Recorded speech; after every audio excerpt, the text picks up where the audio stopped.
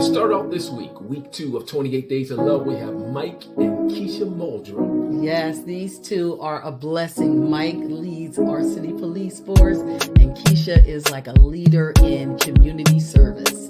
Breath of fresh air. Can't wait. So join us tonight for 28 Days of Love, right here at 6 p.m. on Facebook Live. Marriage is one of the best decisions I ever made. God ordained and established this covenant. We are part of that beautiful union. So it's time that we promote this unconditional love and help families understand how. Through prayer, faith, commitment, sacrifice, humility, submission, and the love of God, you can have a beautiful, lifelong, loving marriage. Now, it won't be perfect, but it will be worth it. So join us for 28 Days of Love on February 1st through the 29th at 6 p.m. as we celebrate love and marriage and change the visual narrative we see on social media by presenting a healthy marriage and share the benefits of covenant. You can expect to hear encouraging testimonies, communication tips, how to relate with your mate, establish new love goals and growth, write a marriage and family vision, and singles learn how to prepare for your partner, as well as gain ideas for dating as a way to reignite and dial up that love flame. See you Thursday, February 1st at 6 p.m. for 28 Days of Love.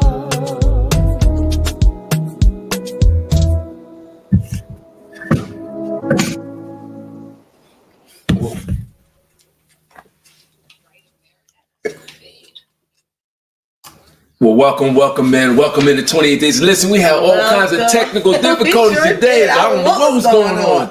It's Nude's fault. I'm blaming it on him. A couple things.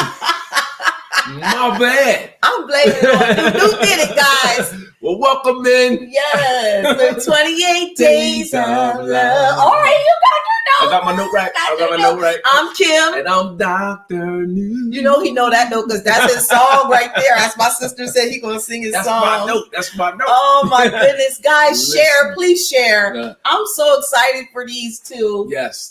I'm real. Listen, Nude's excited. Yeah, I am. But I'm more excited than him. I'm gonna say I win in the excitement plan. I don't know. I'm saying I win because I've known Keisha since she was a little girl. All right, well, you win. And I fed her chicken wings. Okay. I know she remembers that when she was little. Well, if you giving up chicken wings, you win. I win. So anyway, guys, we are like so excited. We have Mike and Keisha Muldrow. Yes. I have so much respect for this young man. Yeah, he does. He's respect and admiration for this young man. The shoulders, wide shoulders, holds a wide load. You know, every now and again, there comes in a generation. Well, you know what? Let's just bring them in because I don't want to start talking. They're sitting backstage. We're sitting backstage the whole time with our technical difficulties. So come on, you guys, let's give a hand, a virtual hand for Mike and his wife Keisha. Yes, Muldrow. It's the Muldrows. Welcome into 28 Days of Love. Thank you for your patience sitting backstage. Yes, thank you. I don't know what happened. They kicked out our stream, so I had to delete them and restart them. But anyway, as Miss Sealy said, eyes here. Yes. We done broke the internet already. We done broke it. Man, I wish, right?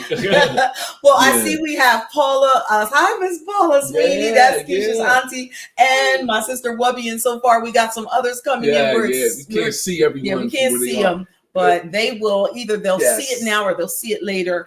I think the most important part is to get the gems where they can replay forever and ever. That's and you always can be able to say, you know what, I remember when I was listening, I heard this.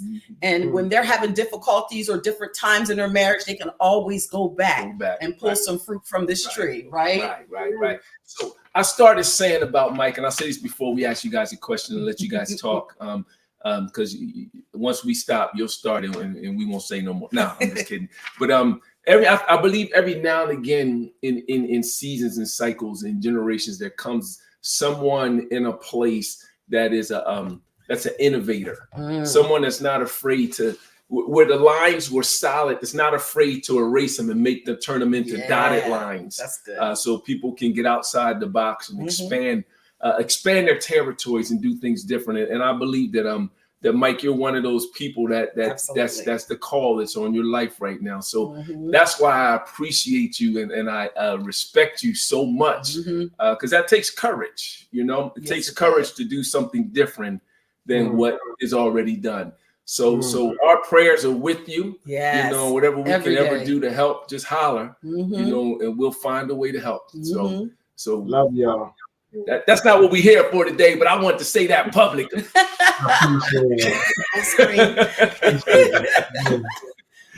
Well, let's go ahead and begin with allowing you guys to kind of tell us your name, who you are, what you do, you know, a little something about yourself.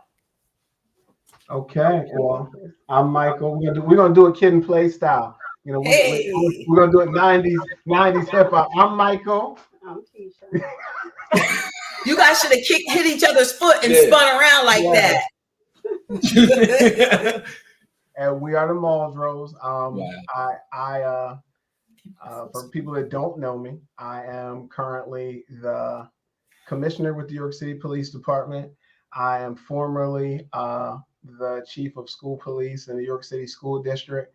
I fancy myself a bit of a community advocate and an all-around cheerleader for everything that is York. No matter where I go, where I'm at, people are going to hear my mouth, and you are not going to talk bad about my town while I'm in that space. And I am proud of that. I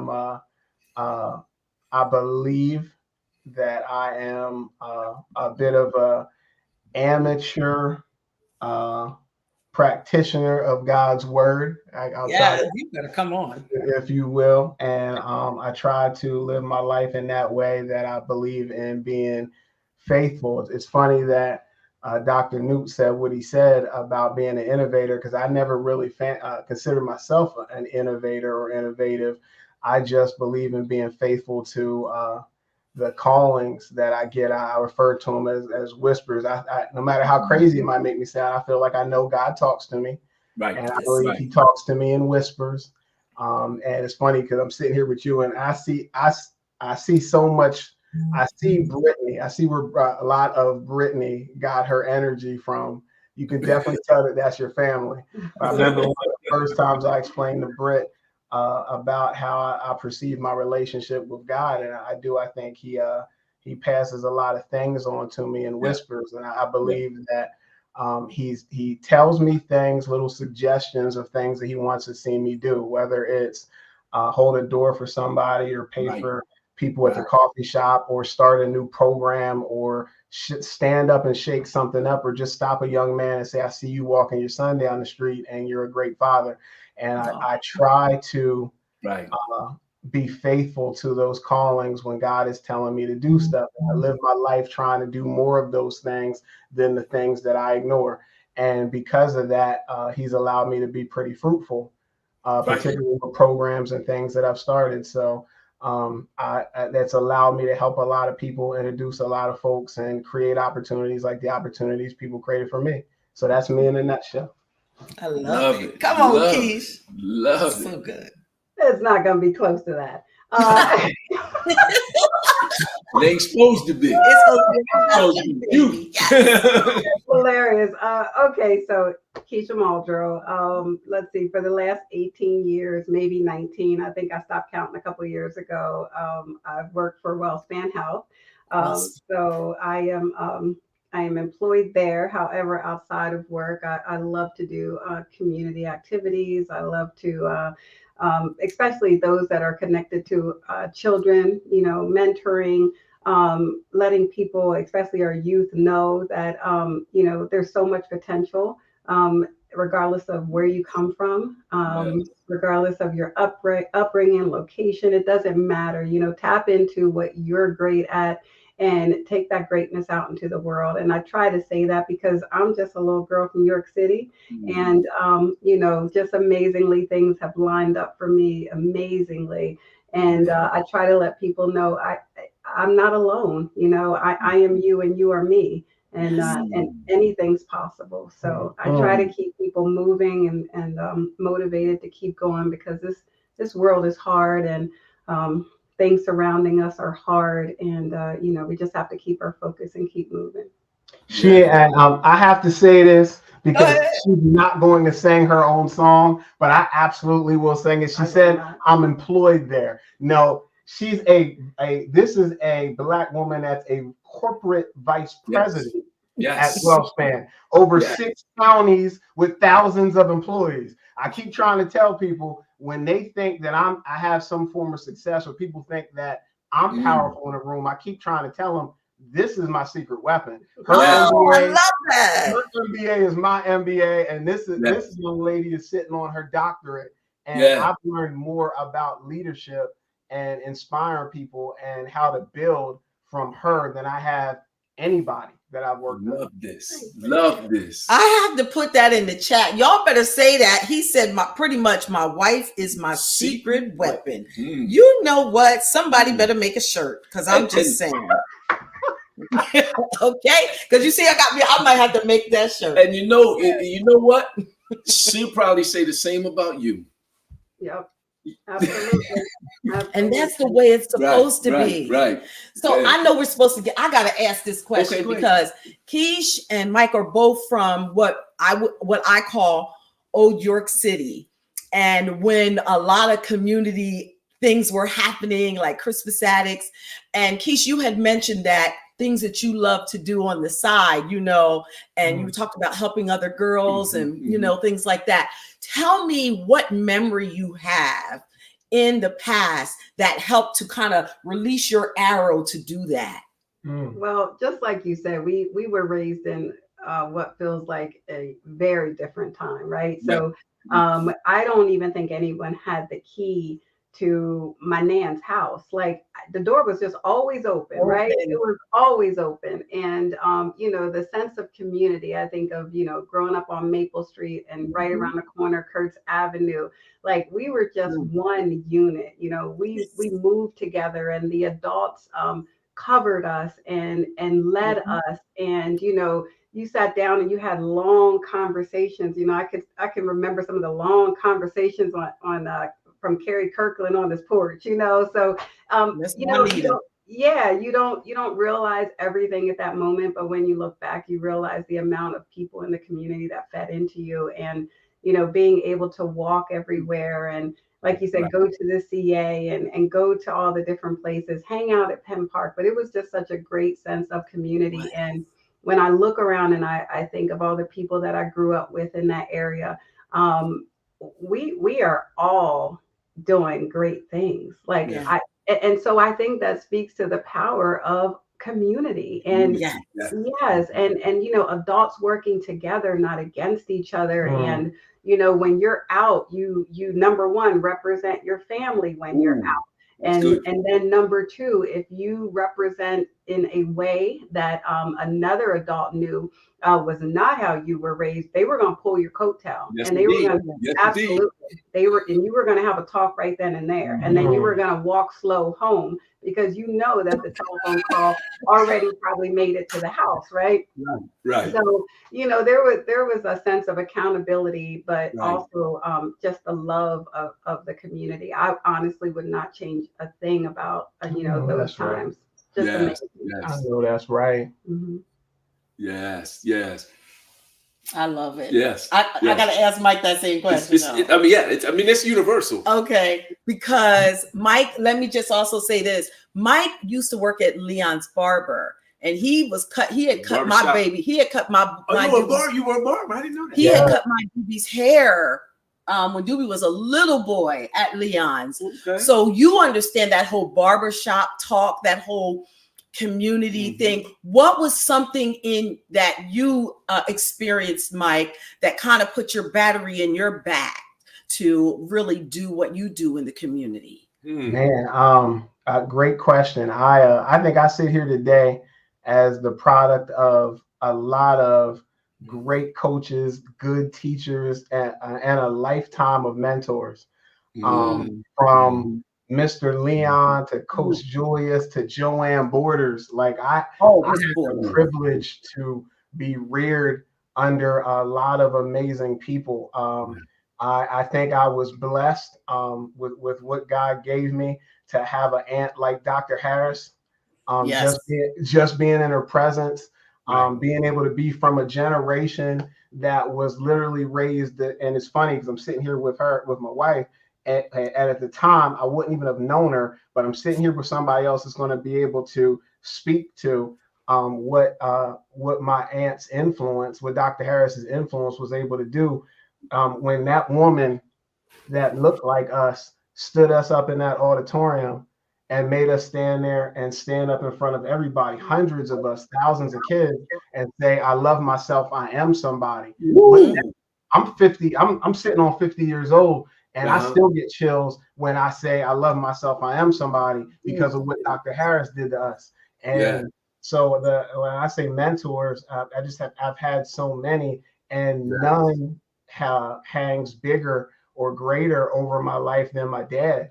My dad is my hero. I learned how to do everything from my dad. I learned how to be a man. I learned how to love a woman. I learned how to push in life. I learned that if they have 2 feet, pull their jeans up one leg at a time. Nobody's greater than me. Nobody's better than me. And because of that, I've been able to, with God on my side, shape things in my life. And while I lost my dad a little while ago, he knows I still look at his picture on the wall when I come in the house just to check in with him to see if I'm doing what he told me to do. The amount of lessons and things that he imparted along the way for me and my brother. I mean, just little things. And Mr. Newton, I know you're built the same way. Like all his rules of what a man needs to be. A man needs to be able to bury himself. A man needs to be able to stand for what he says. A man needs to be able to take care of his own family and not have to ask other people for things all the time. Like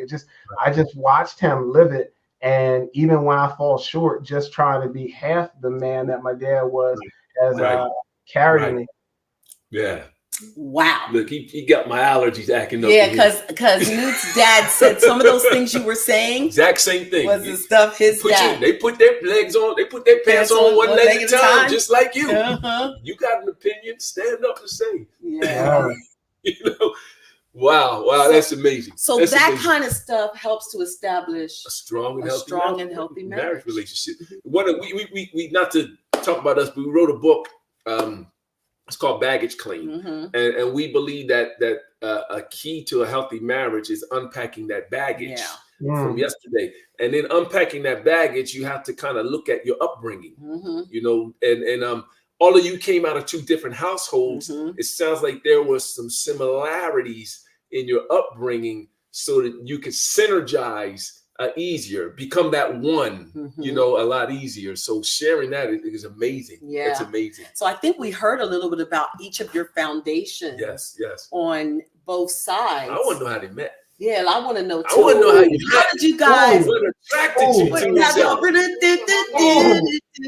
The honorable. In case he's on, the honorable Judge James Morgan. Really? Morgan! What? Yes. I gotta put his name in the chat. James Morgan, Your Honor, James Harold Morgan. Wow. We got to give it up to him, because the craziest thing is we done lived a lifetime, and it's almost like God saw fit to keep us both in each one of each other's peripherals and in the shadows, because there's no way, like if we had time to explain it, there's no way that we shouldn't have crossed paths. Her grandmom and my great uncle dated. I guess we're allowed to say dated. No, we should still not say it. We are not allowed to say that out loud. They were neighbors, and that's all I can say about it. That's it right there. Everything else. One man and my uncle Lee, were literally where I get my middle name from, Lee. That should have been a way we connected. She grew up with my cousins, Kali and Shane and Jack and everybody. Then as we got older, I ended up my little first time trying to do community service and delving into things in the community and wanting to support people was working in the school district. That's when Miss Kim, when you was up there, when I used to when I tried to put on my little tie and shirt and grew a beard out and call myself being a 21-year-old teacher's aide. But I had Kamala and first was introduced to Miss Trish, and we should have crossed paths, but life just kept us so separate. We were even at a party together. We were at a function together, and we were literally at the tables sitting back to back as I was having conversations with her mom. Really? A person I absolutely love. I love Miss Trish. While I was having conversations with her mom, her and I were literally back to back. She saw me when I was a police officer the first round, and I was dealing with some things in my personal life. And I think I call it BK before Keisha. And she saw me in that time period driving around as a cop. And she told me years ago, she said, yeah, I remember seeing you come down like College Avenue at George Street, and you were in the car. And she said, well, he has such a nice, warm face, but he looks so sad. And it's just so funny. Like, we just our ships should have crashed years before this, but it wasn't until Morgan said, I got somebody for you. I got somebody for you. Oh, wow. So you were still baking. They were still baking. Yeah. It was ready. Yeah, we was baking. Yeah, because you take the cake out too early. Yeah. You can't put it back in. Fall in. Yeah. Don't taste right. So we were still muffins. That's right. So do you agree with Mike's account? Oh, how you bet? Spot on. The only thing I would add to that is that I was absolutely not sold. Morgan, he is relentless in anything. I call him a bully on the side. He is relentless in everything, and he wouldn't stop. And so I finally just gave in and said, okay, I'll talk to him just to hush you up. And it was really out of obligation. Like, if I do this, I think he'll stop. Stop. And I want her. Ooh, now we're gonna get real familiar. So I'm come on, who's watching. Now we're gonna get real familiar. Tell them why you weren't sold, Keish. Why? I can't remember. It was a host of reasons. It might have had something to do with my badge. He was a cop. Oh, yes. And I was like, see, the way I was brought up, I don't know how this is gonna go. I love you, Keish. I know that's right, Keish. Wow. Internal family conflict. I don't even know about it, right? So wow. And so you had to reach. It's so dope because that's literally and not to pivot and go to a more somber note or anything with it, but that's literally why she's always remained my compass through this law enforcement leadership journey. Yes. Because there's things that this Black woman will not allow me to do nor forget. Thank you. So you had to put your game on, huh? I gotta put this on. You had to reach in your bag of tricks. Check this out. Let me set the stage for a first date. Can you imagine for a first date, talking about walking the gauntlet? My first date to go meet her was at York Hospital, emergency room, through all of her staff, and then having to be escorted down to her office by the morgue. What? She said, I want to know if he can handle it. Can you handle this? How bad do you want it? What? That's what I told her. I said, if you want to meet me so bad, you know where I work. And there's a cafeteria out here if he's hungry. I don't know. There you go. Oh, yeah. For me, brother. You was all right with that, though, right? She's like, I'm all right with that. That's long as I can see you. No problem. I was like, wow. So he's different, huh? He's different. So let me further that question. So I see how you met. What attracted you to each other? Like, what was that straw, that thing that tipped it over, said, you know what, this might be somebody I want to. That bird to the flame. Keep going on. What broke the momentum? For me, it was as soon as she came out. As soon as she walked out, she was fine. Yes. She came out, she was fine, elegant.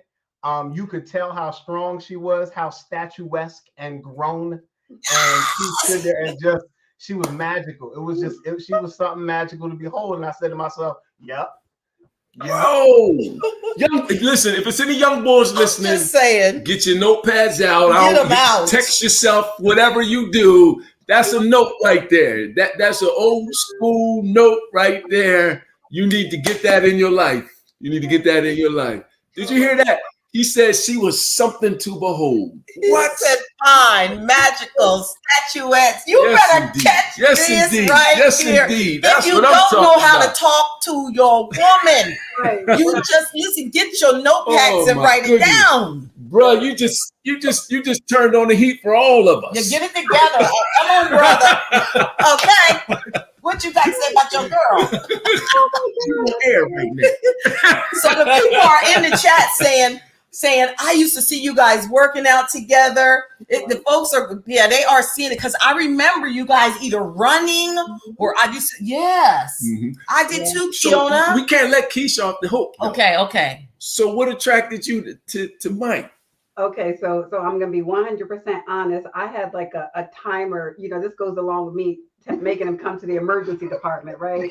But I had a timer in my head, and I was like, if he makes it past 30 minutes without saying something stupid, I might, go ahead and keep talking. And I thought it highly unlikely. I was like, what?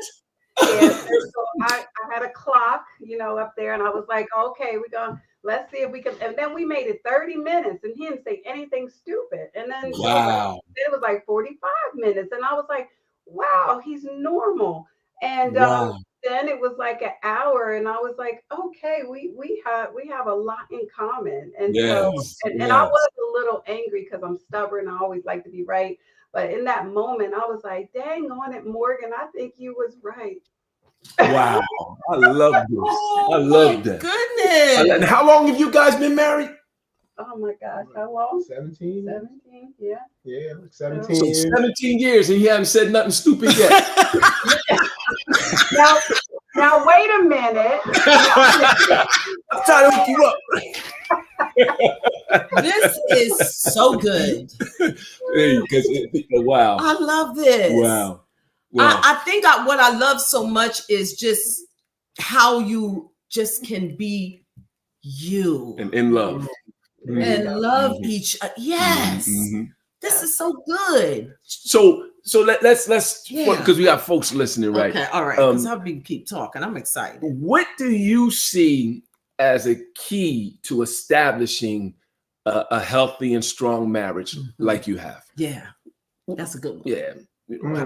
For me, he's my friend. Ooh, I love it, friend. Yeah, I know we're married, but he's my friend. Like we're honestly friends. We laugh, we joke. We can't wait to tell each other things. And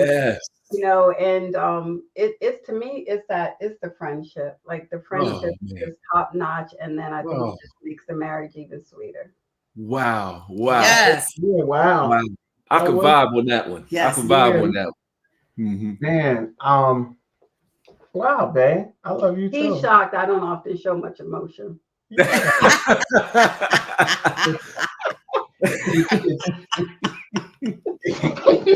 doesn't. Yo, if anybody can do us like that, it's y'all. It's funny for me. I remember, and I used to have a lot of. I had the privilege of having a lot of backyard conversations with my dad, and a lot of time spent just going down. He used to work at the sheriff's department. A lot of people remember from working at the front door, him down there. And I would just go down there and sit with him sometimes and just pick his brain and talk. So much so, my brother used to always mess with me, like, "Why you always up underneath my dad? Why you always asking him all these questions and always sitting with him, always asking?" And I remember telling Tommy, my older brother, I remember telling him that, look, like my dad ain't gonna be here forever, so I'm gonna spend as much time as I can possibly spend with him while I got him here. Well, I don't want to leave any question unanswered. So I remember in the course of our conversations, one time we was talking about relationships and finding somebody, and I remember him telling me that a lot of people get what they say, get the scripture in the Bible about unevenly yoked, that a lot of people get that wrong. And I remember asking him, like, well, when it comes to relationship, I remember asking him, like, well, how so? And he said, you know, a lot of times people think it has to do with like black and white and different other things. They try to articulate it different ways. And he always just told me that he believed it had to do with the connection piece, the shared experiences with how people like will run out of town or say, well, I need somebody from here, there, everywhere. And he would always say that when it came to Unevenly Yoked, it's like, if you don't have the shared experiences and you don't have the background to pull from, the people that you know, the experiences that you've been through, dealing with life as Black people in York, that you live inside of York County, so you understand being under the thumb of racism, the different things. Like, we grew up the same. While I hadn't crossed paths with her, everything that I've gone through in life are things that she can acknowledge and relate to and empathize with, which ends up making her, for me, be a safe space because of what she's been through, what I've been through, and what we both know. She understands my jokes. She can finish my sentences. She makes me feel better about being alive, just being around her. So our yokes are pretty in sync. Yes. Oh my God. Yes. I had to post that. I know I'm supposed to be preparing for the next question. I'm like, I love that unequally yoked thing, also meaning like shared experiences. I really that's true. love that. Yes, it is. I love that. That safe space. Yep. We're gonna have to do a different kind of talk, a man's talk, a man's space talk. What you talk? No, to share that with other men. Yes. That's good. Yes. I feel like it's only right. Especially with that, I would definitely love to do that because the amount of Tom Muldrow isms that I've had the benefit of taking in, being able to be my daddy's son, and it's funny. Like, it's even with that, like. As we're here in Black History Month, and I always remember my dad saying, look, like, and he would tell other people this, but he always told us that all the time. It's like, I'm not colored, I'm not African American, I am a Black man, and you are the son of a Black man, and that's who I am because I'm my daddy's son. Yes. It's funny you say that because at work they say Newtonisms, because I'm always. But I'm repeating what my father said to me, you know, and the men that were in his circle that I had privy to. But that's why I'm saying we gotta talk. Yes, sir. Let's stay on topic, right? Look, he be ready to go right along that map trail. So let me ask you this though.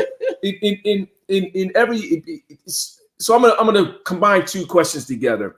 So obviously communication is big between you two. I mean, in the things you said, that we can infer that. So tell us some things you do to intentionally communicate with one another and nurture this wonderful, powerful, loving relationship that you have. Yeah. What do you do intentionally?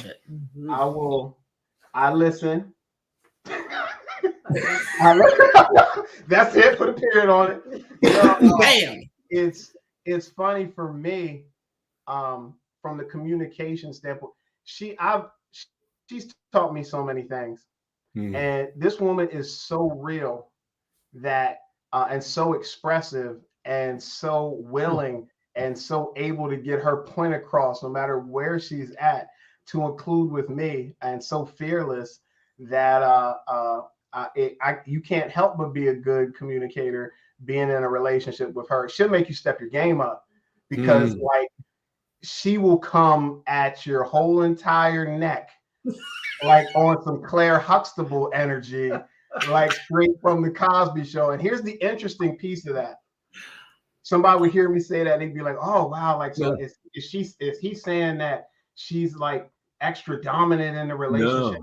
That the other thing, and it's like no, because here's the unique part about, like I said, the yoke again. I was raised by a man who taught me to be attracted by that. I'm attracted by a woman that can stand up, hold her own, speak her mind, run it down. If I win a debate, because we debate, we have conversations, whatever. Right. If I win, I win. If I lose, which is most of the time, I lose.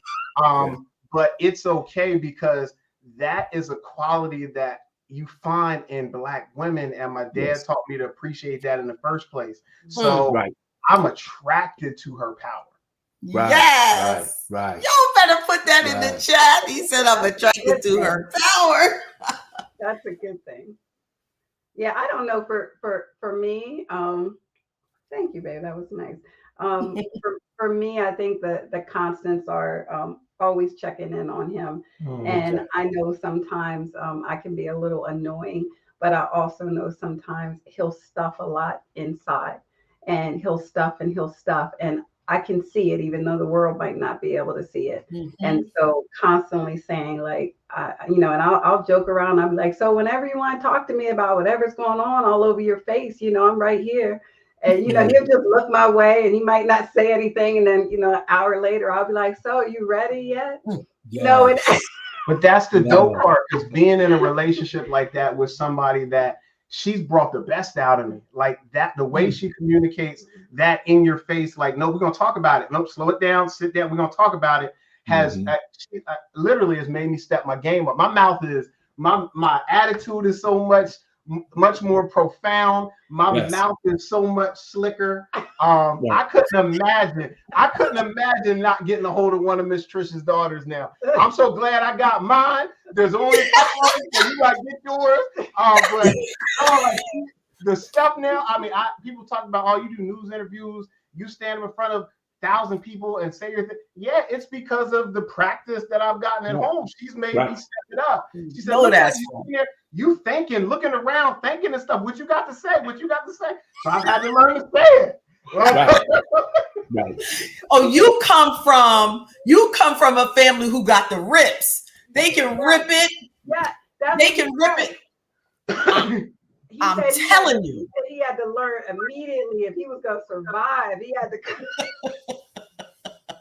I couldn't have imagined that 13 years I did at York High, dealing with teenagers and stuff. I couldn't imagine having done that. Like the first go around before you, I was not, there's anything wrong with being very meek and mild, but I didn't have the same level of, we'll call it command presence. Okay. I didn't have the same level of command presence. Without which a little sprinkle of spice. Yeah, she put some spice on it. Just a little bit. But in order for that to happen, she had to be able to see you. Yep. That's what I'm hearing. Yep, she sees you. I do. Yes. I do. And she saw better in me. Yes.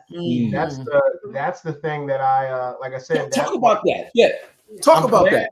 I'm glad that, like I said, I was raised the way I was raised to, because my dad, he loved it. Like he was like, it's funny, I have to start with, because a lot of guys, and he used to even say this, and I've experienced this in my job and everything else and stuff. And here, the reality is, a lot of guys default to hitting women and putting their hands on women because they can't keep up intellectually.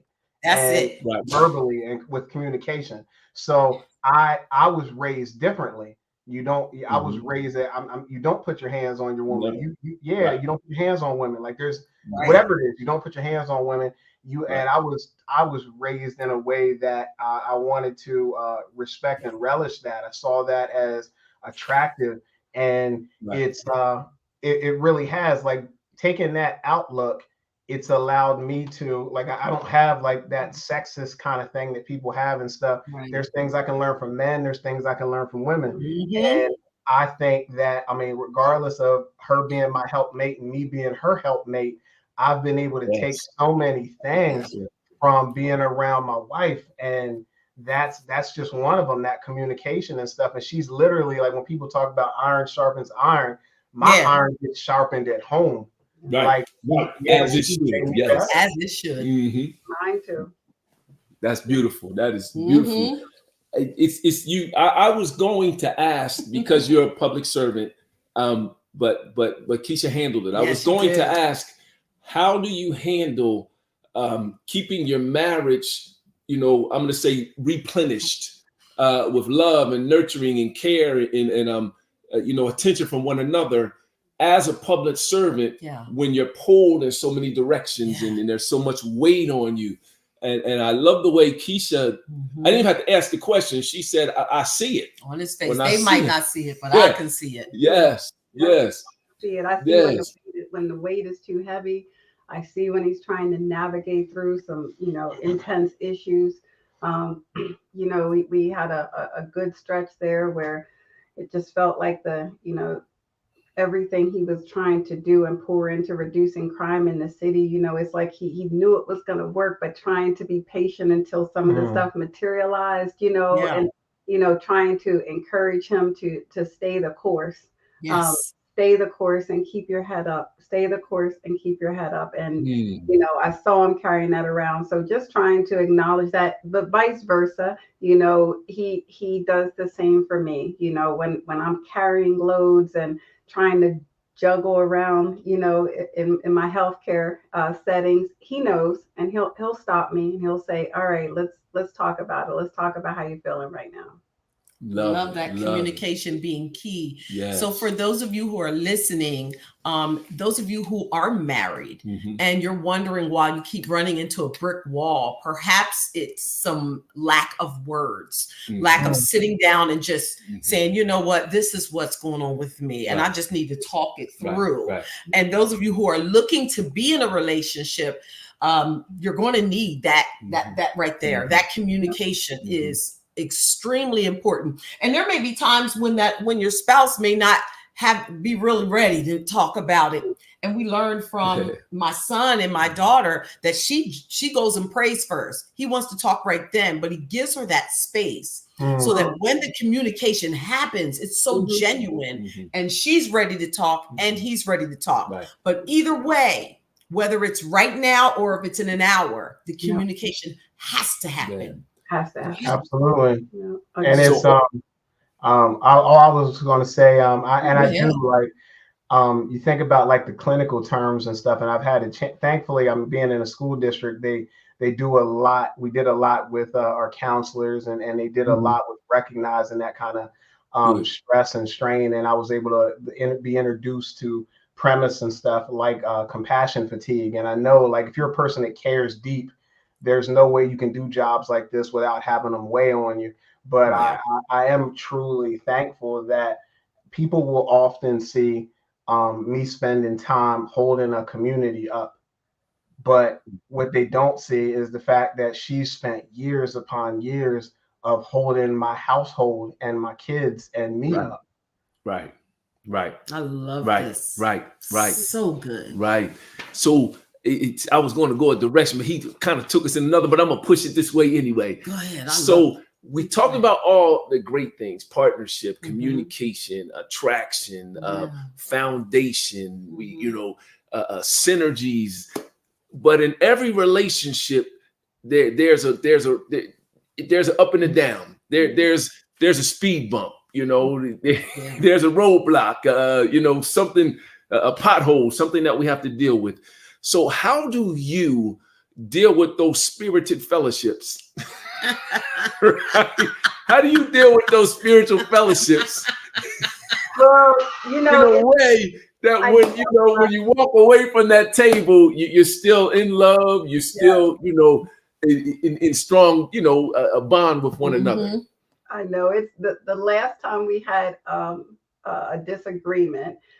It was funny because in the middle of it, I don't know which one of us stopped, and I was like, man, it's been so long since you made me this man. And then right in the middle of it, it's like, he's like, yeah, man, what's it feel like, over a year or something, man? Well, I tell you, that's amazing. And I was like, right? And this is right in the middle of me being mad. And it was that over because you put your stuff on my side of the sink? Yeah. So, like, I was real passionate about that day. Like, I want your stuff on your side of the sink in the bathroom, serious stuff, but yeah, in the middle of that, like, we just, like you say, Newt goes down another road.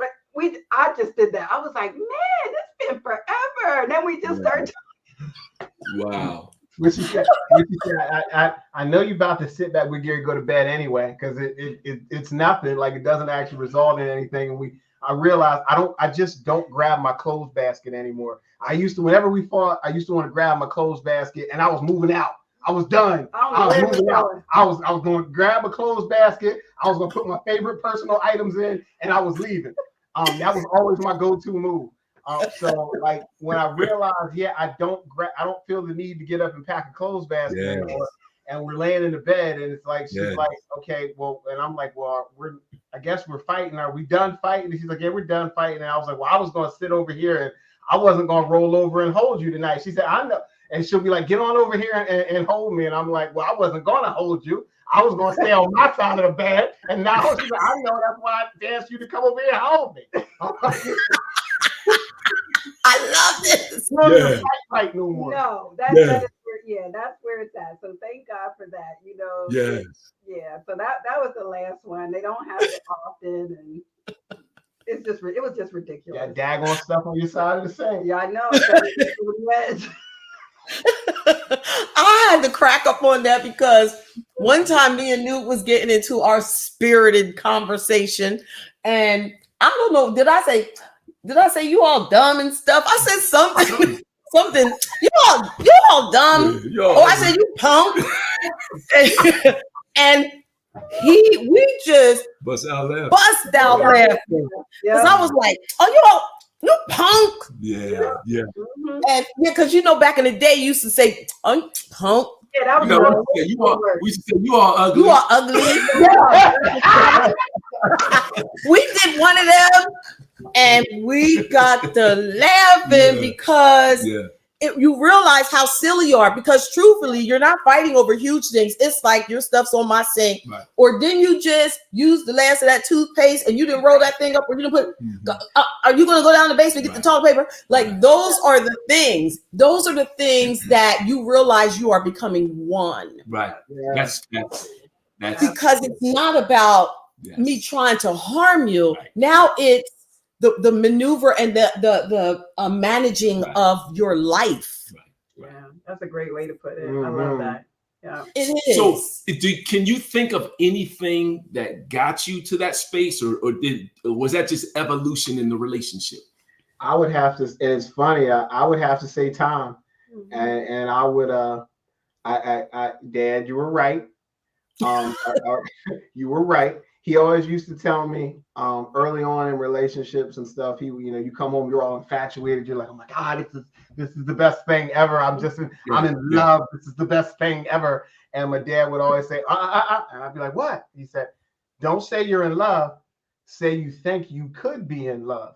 Okay.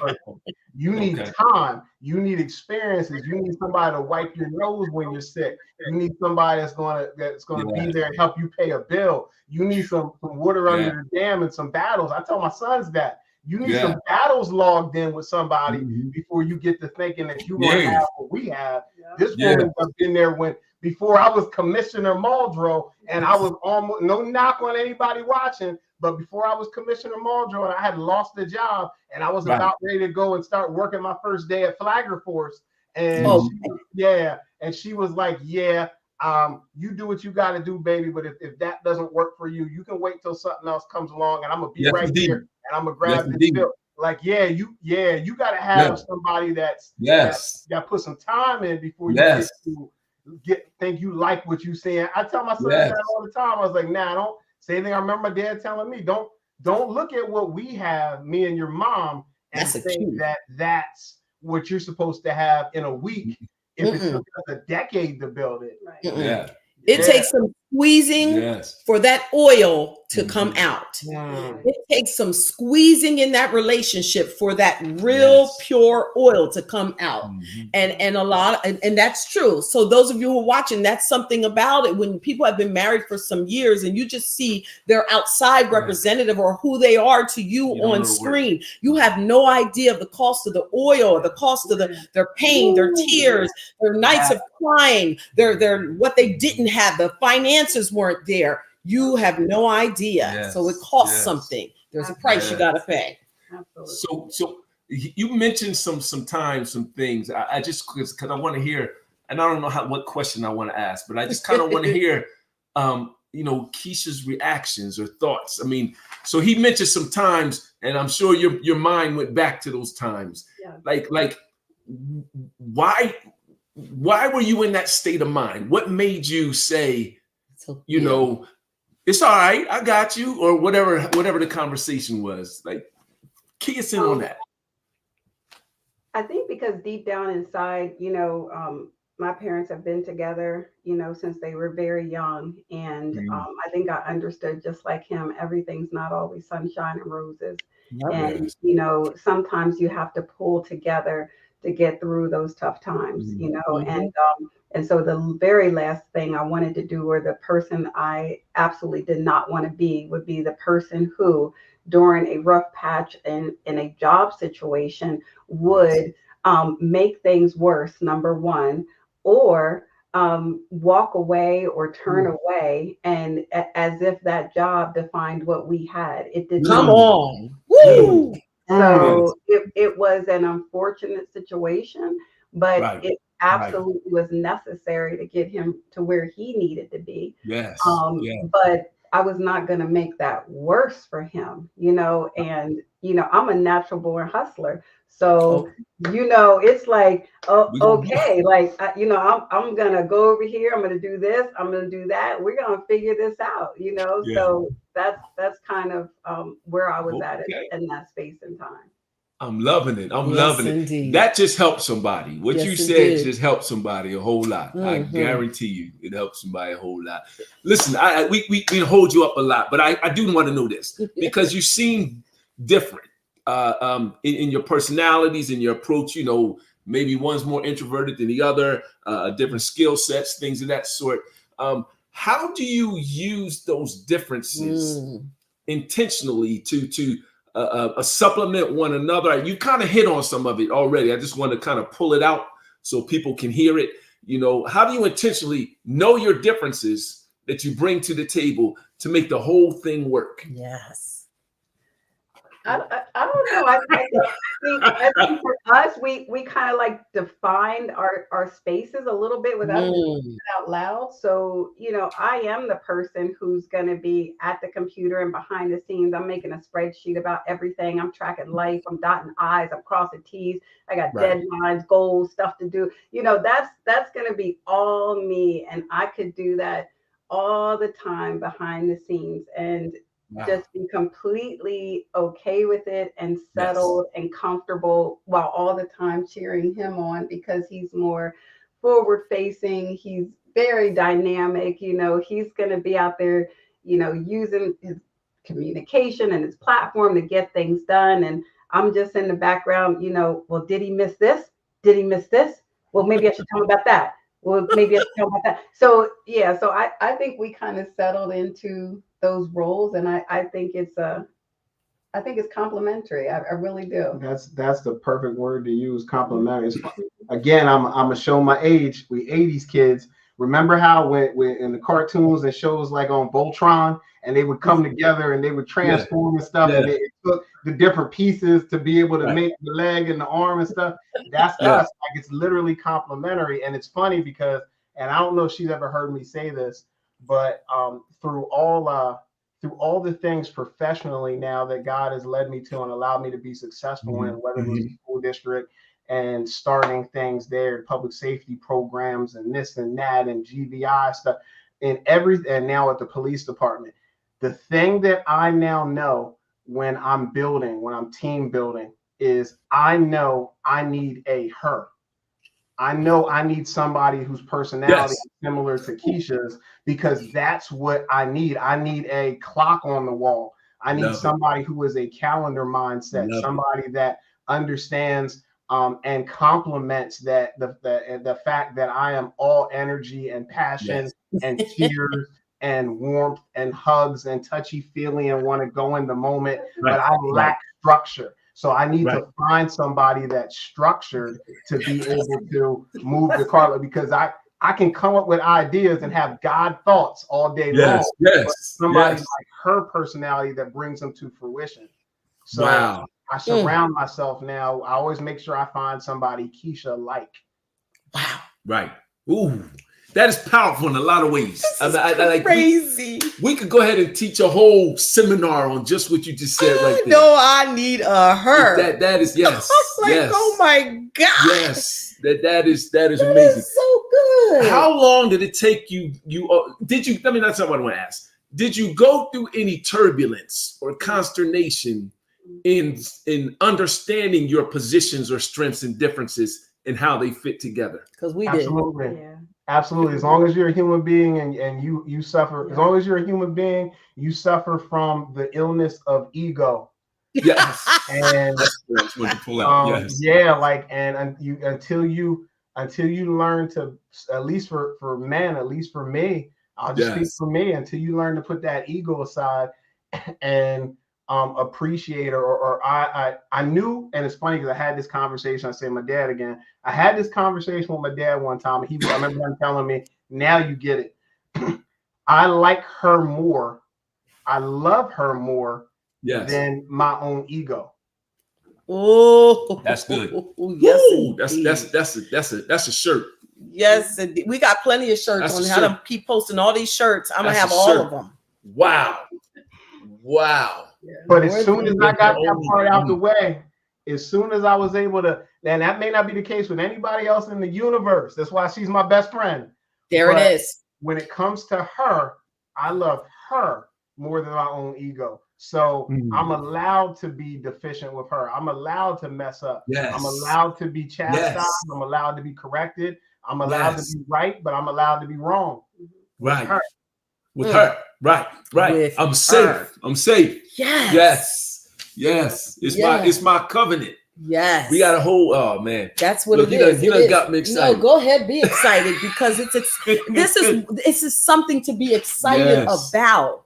We want young people and older people or whoever, people who are looking for not just marriage, but a covenant. This thing that was established from the very beginning to understand how this thing comes together. And how the two become one flesh. Right. It's not on the day that you get married. No, you become that. Process, it is a process, and you become that until you're gone. Yeah. It is an everyday task. Yeah. I'm still learning. I'm still figuring Kim out. You know what I mean? Yeah, I love being that puzzle, and he's mine. You know, I'm like, wait, if this piece fits. Okay, you like that, all right. I'll say this, and then we got to roll you something just because you said it, so I want to bring it out. So we believe that the first institution that God established on the earth was marriage, right? And He said, "Listen, I want Thy kingdom come, Thy will be done." He wanted Adam and Eve to bring forth earth to work like heaven did, right? So He established this institution called marriage to get that done, right? So stuff happened, a fall happened, it didn't take that place. But what you just said, you are a kingdom leader. You walk in the marketplace already. See, you said it. You hear from you. I call them downloads. You call them whispers, right? You get your downloads or your whispers, and you walk in them in the marketplace. That is kingdom presence, right? That means you're bringing God's will into the earth, into what we would call secular world, right? But you said something very important. You said you look for a Keisha. Oh, yes. So you can do that work. And that just confirmed to me that this institution of marriage is how God intends to bring kingdom thinking, kingdom presence into everything we do. Because He that finds a wife finds a good thing. That was look for a Keisha. So I'm looking for that everywhere else. Yes. You know, yes. That was just amazing. I had to bring that out because you said it. Absolutely. Listen, I do want to know this though. Yeah. I gotta ask you this.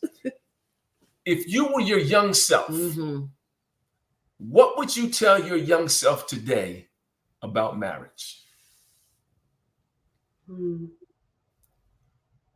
That love is possible. Oh, that's good. That's good. I don't think I was sure in my younger self. Yes. I am sure now. Oh, I love this. Oh. That's it. We gonna drop the mic on that one. Bam. Oh my goodness. That's wow. I'll I'll just say that I would have told me find her sooner. Wow. He gonna get 29 days of love. And she gonna get 29 because y'all dropping bars. Like, listen, my sister Webby, I have to tell you, she says it sounds like Mike Mac daddied my cousin. He got bars. She said he got bars. I love it. That's right, Well. It's like 7 o'clock, so I guess y'all can still make it to work on time tomorrow.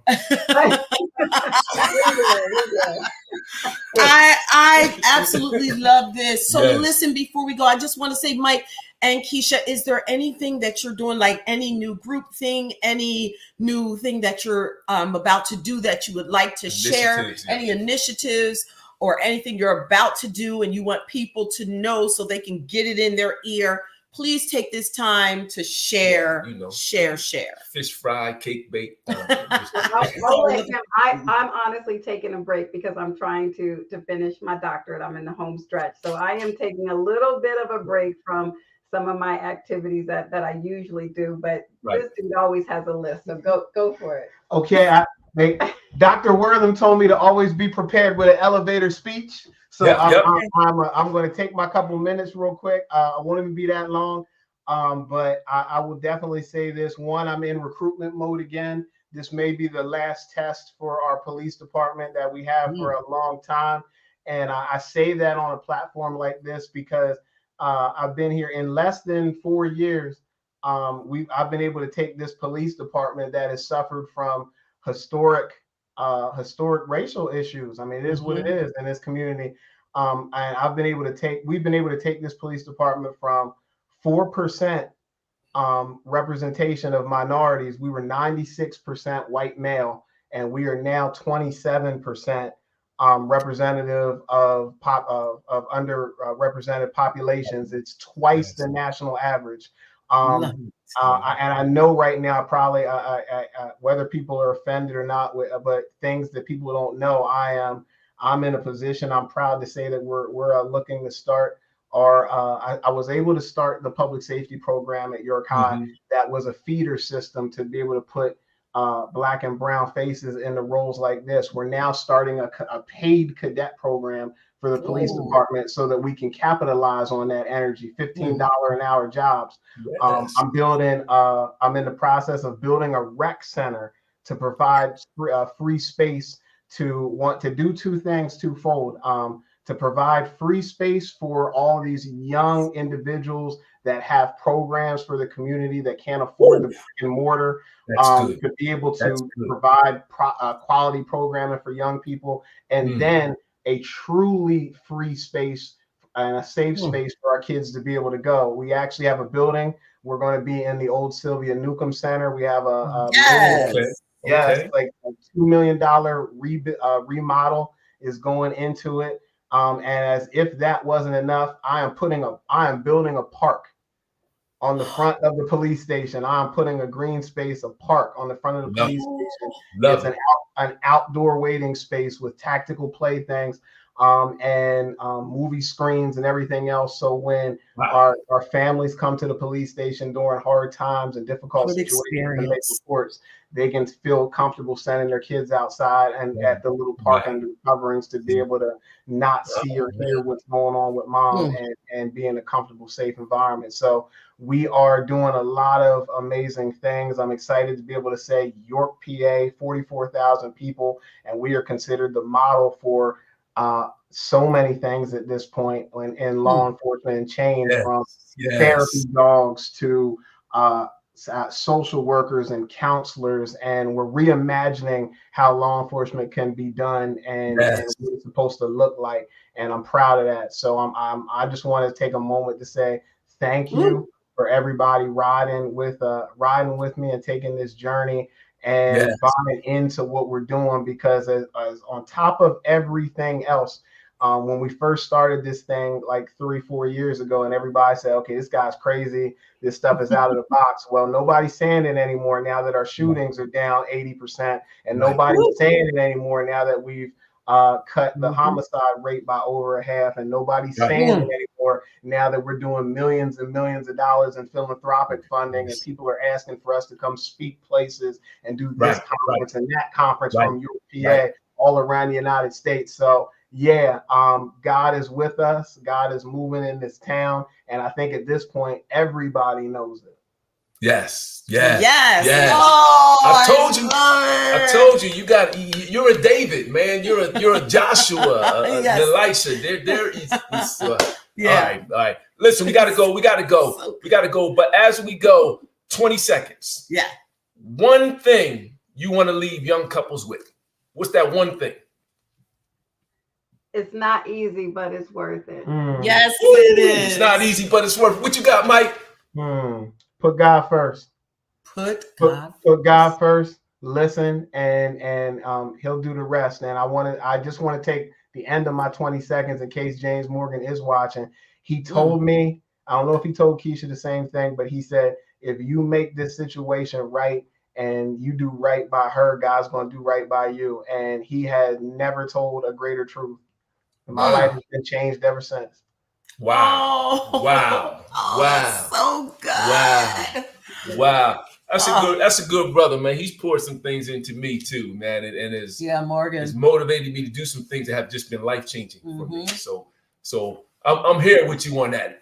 We're gonna give Morgan some love. Give him some love. James Morgan. Listen, thank you so much for spending a whole hour with us. We took a whole lot of their time. That was so good. I didn't want to stop. It didn't even feel like an hour. This was dope.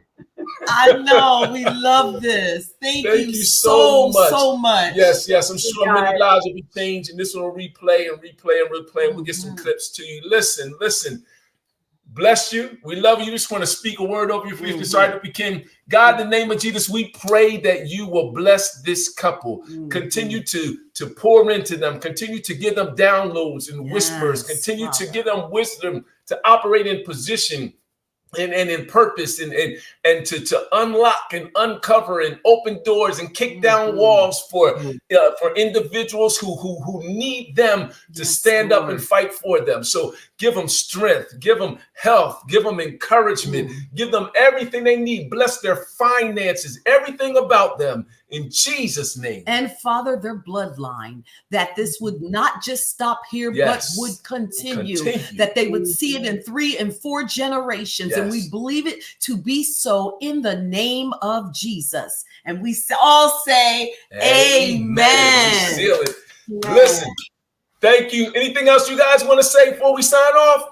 Love y'all. Yes. Love y'all too. Thank you everyone for tuning in for 28 Days of Love. Yes.